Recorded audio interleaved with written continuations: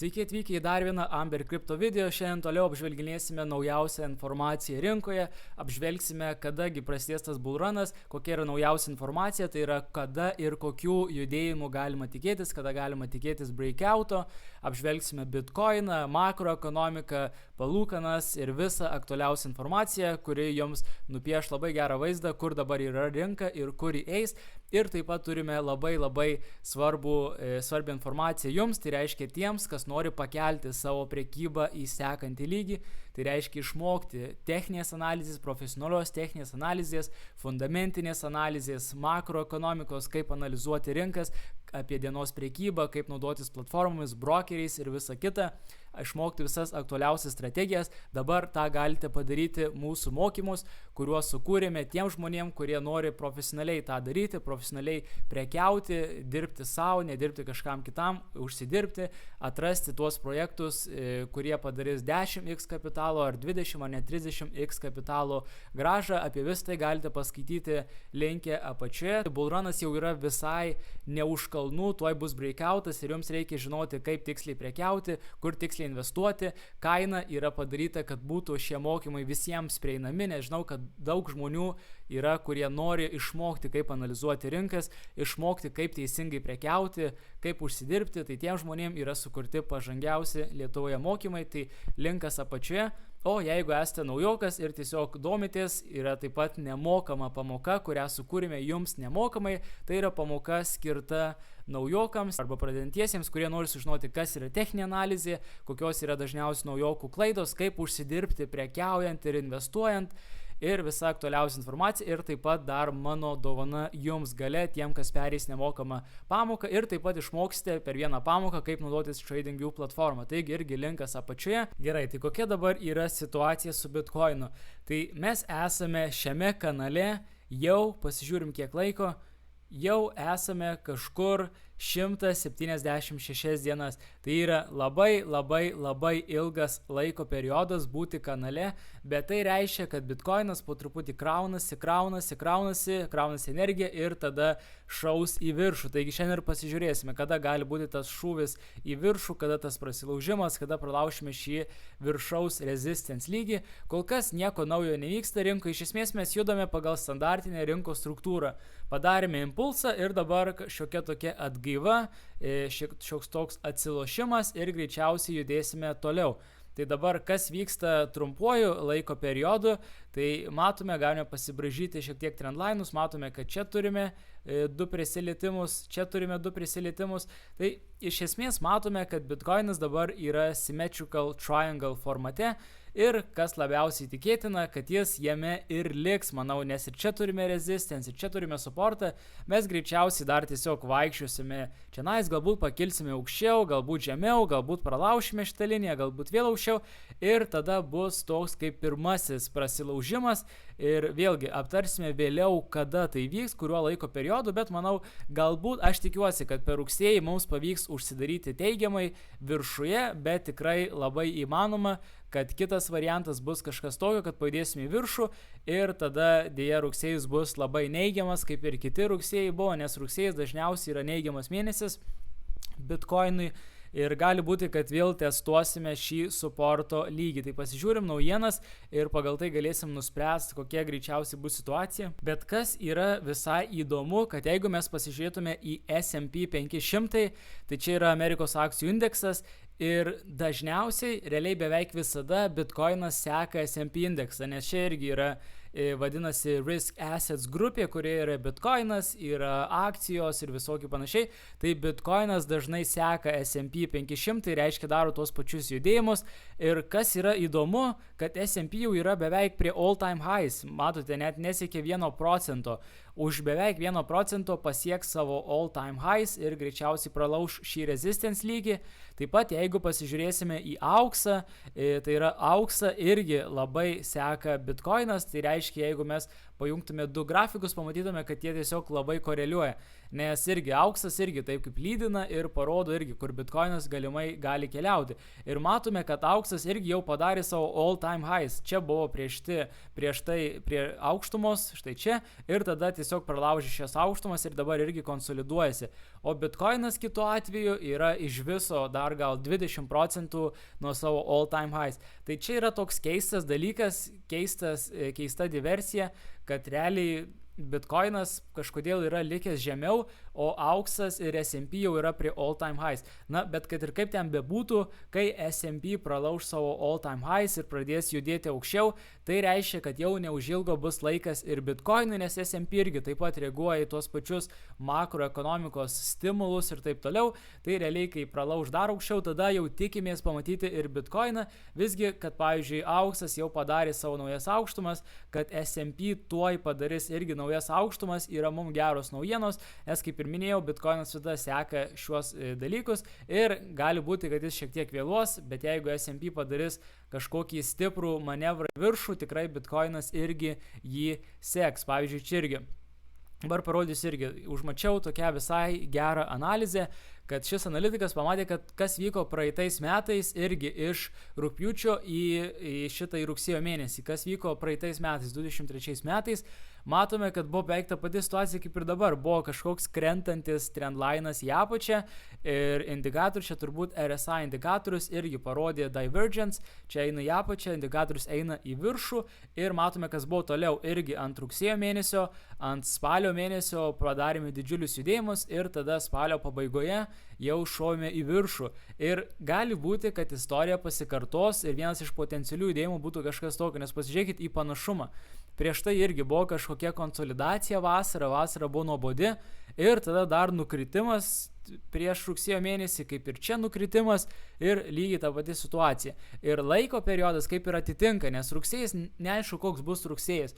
Rugsėjas gali būti, yra 50-50, kad bus teigiamas ar bus neigiamas. Visą tai mes dar vėliau aptarsim, bet iš rugsėjo aš daug nesitikėčiau, spalio mėnesis bus tikrai bullish ir mes matome, kad ir čia spalio mėnesį, rugsėjo mėnesį mes pajudėjom truputį į viršų ir tada bam, keliais impulsais per spalio mėnesį šovėm į viršų. Nebloga analizė, tai tikrai neįrodo, kad tas pats kartosis ir bitkoinas tą patį atkartos, bet ši analizė yra visai nebloga, nes ji yra labai panaši ir tikrai pagal laiko periodą jie galėtų įvykti.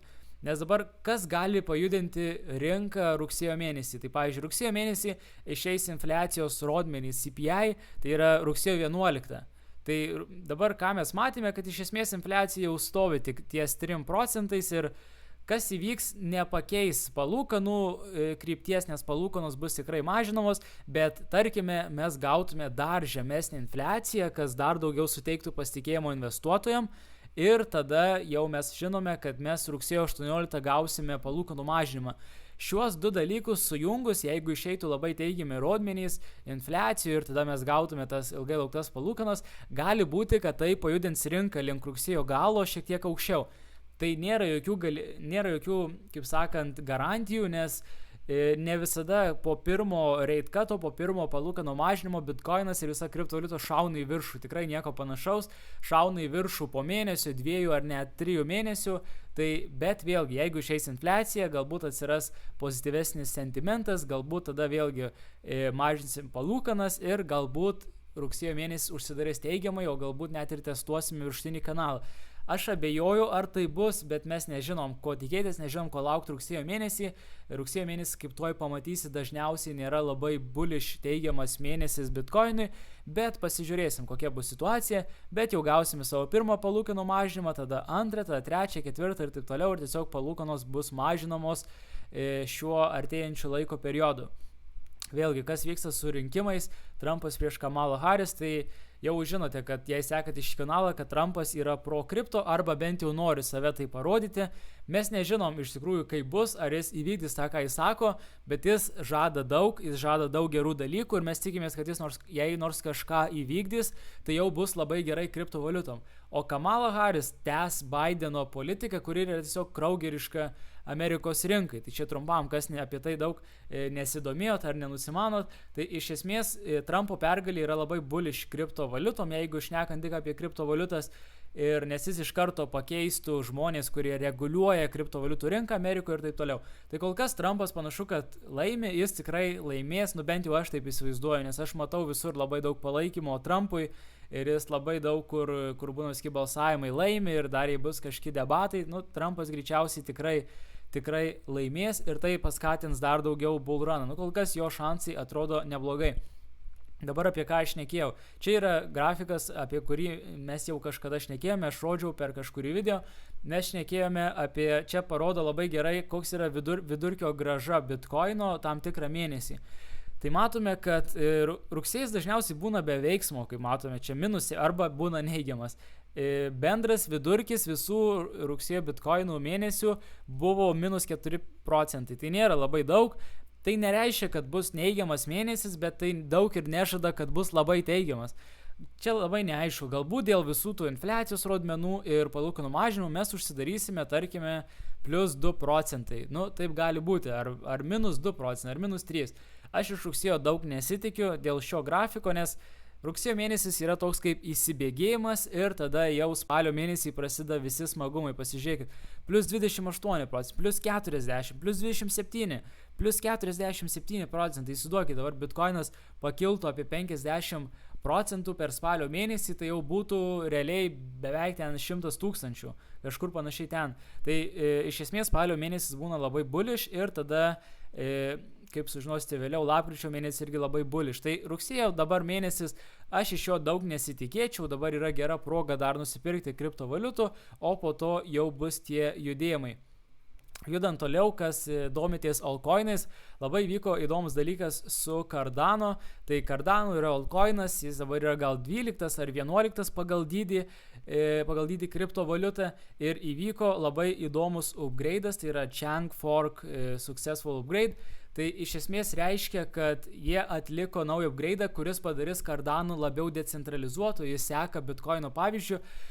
Pavyzdžiui, ką reiškia decentralizuotas, tai reiškia, kad nėra kažkokio žmogaus ar institucijos, kuri laiko didžiąją daugumą tokenų. Pavyzdžiui, Solana yra labai centralizuota. Solanos didžiąją daugumą laiko visokie fondai ir tie fondai daro taip, kad jiem būtų naudinga. Ir ten laiko jie kažkur gal 70% ar 60% visų Solanos tokenų, aišku, reiktų patikrinti šią informaciją, žinau, kad yra labai daug, neatsimenu tikslių skaičių, bet tai, ką reiškia centralizacija kriptovaliutose, kai yra kažkokie žaidėjai, kurie turi didžiąją dalį kriptovaliutos ir viskas turi vykti jų naudai.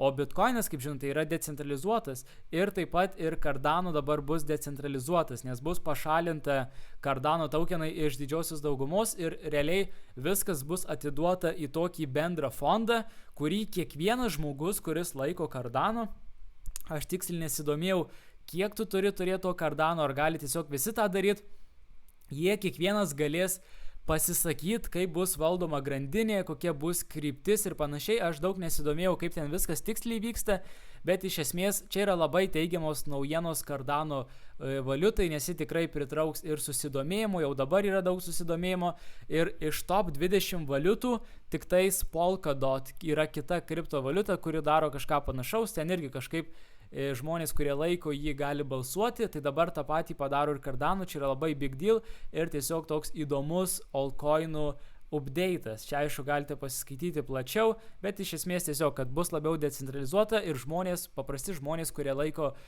Cardano kriptovaliutą, galės pasisakyti, kokia jos bus ateitis, balsuoti ir taip toliau. Dabar judant toliau, irgi dar šiek tiek techninės analizės apie Bitcoiną, tai kad ir kaip jūs pasižiūrėsite į Bitcoiną, kad iš kokio kampo, kad ir kokią formą rasite, ar tai būtų kažkoks symmetrical triangle, ar kanalas, ar va čia, pavyzdžiui, cup and handle, čia parodo cup and handle formatą, kaip jis atrodo ir matome, kad labai aiškiai taip pat atrodo ir Bitcoinas. Vis tiek situacija tokia, kad ir kaip pasižiūrėsi Bitcoiną, jis veda į viršų, kad bus tas breakoutas ir tas breakoutas bus kažkur irgi spalio mėnesį, kai matote, kažkur čia. Čia kas yra pranašaujama, kad ties rugsėjo mėnesio būsime ties kanalo viršumi, ties pabaiga ir tada kažkur spalio mėnesį gausime šiuos didesnius judėjimus, pirmus tos bullish candles, didelius judėjimus ir tada jau link Liepos mėnesio pralaušime 100 000 ribą. Aš labai panašiai ir įsivaizduoju situaciją. Aš nežinau, galbūt rugsėjo mėnesis keliaus žemiau iš pradžių, galbūt tiesiai, galbūt biškiai aukščiau, bet aš manau, kad rugsėjo pabaigoje link spalio pradžios arba link spalio vidurio jau gausime tuos didžiulius judėjimus. Tai esmė, kad realiai visos išvados veda ten pat, tiesiog, kad ir kaip jūs pasižiūrėsite, kad ir kokius analitikas stebėsite, greičiausiai situacija bus panaši ir taip greičiausiai viskas ir išsivystys. Ir paskutinis dalykas, kurį dar jums noriu parodyti, irgi labai įdomus, šitą siunčiau į savo nemokamą grupę Telegramo, ten atsiunčiu įdomius dalykus, atsiunčiu analizės visokias, visą makroekonomikos situaciją, atsiųsiu dabar daugiau ir šiek tiek analizų, visokių techninės analizės, taigi irgi jeigu norite sekti tiesiog nemokamai visas naujienas, gauti savo telefonę, vis tiek jų bus labai daug ir visos geriausios progos yra Telegram kanale, tai prisijunkite. Turim jau visai nemažai narių. Taigi čia yra tiesiog paskutinių ciklų, kas vyksta po USA rinkimų. USA rinkimai yra labai bullish, visada buvo ir visada bus. Ir dabar dar jeigu išrinks Trumpą, tai greičiausiai bus tikrai toks judėjimas į viršų. Ir mes matome, pasižiūrėkit, kas vyksta. Mes stabiliai artėjam prie lapkričio mėnesio ir jau po lapkričio mėnesio tai garantuotai kilsime į viršų. Jau aš esu garantuotas, nėra jokios abejonės. Bet galbūt ir spalio mėnesį jau pradėsime po truputį judėti į viršų. Tai tokia yra visa šiandien informacija, tokia yra naujausia informacija, naujausios analizės. Manau, jau gana aišku, jau turėtų būti jums irgi aišku, kas vyksta ir kada bus tie didieji judėjimai pagal šitą informaciją. Ir tai nepamirškit, kad jeigu norite išmokti daugiau apie kriptovaliutas, jeigu norite pelningai prekiauti, pelningai investuoti, artėja vis tiek bullrunas, padauginti savo kapitalą, tai yra geriausia proga tiesiog prisijungti prie mokymų ir viską išmokti patiems. Taip pat nepamirškite apie nemokamą pamoką, kas esate pradedantysis, ir tiek žinių šiam video ir susitiksime kitose.